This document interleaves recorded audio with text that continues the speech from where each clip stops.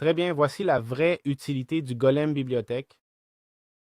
Comme vous vous souvenez, j'avais dit que le golem bibliothèque était un peu limité, que ce n'était pas grand-chose, parce qu'il suffit de lui équiper un papier, il fait une attaque de zone, puis il s'enfuit, et c'est tout. Et tant que tu ne lui remets pas un papier, il ne refonctionne pas.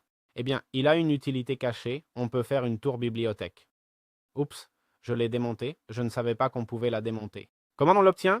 Eh bien, en prenant un golem bibliothèque et en lui mettant un golem enchanteur. Si ces deux-là se rejoignent, d'accord, entrent en contact, voilà, on aura une tour bibliothèque. Et comment ça marche? Eh bien, c'est une structure combinée.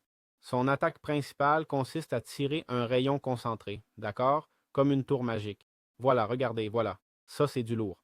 Maintenant, oui, ça retire de la vie. Maintenant, oui, ça retire de la vie. Oh là là, ça retire genre 5 points de vie ou un truc comme ça. Enfin, 5 cœurs, soit 10 points de vie plutôt.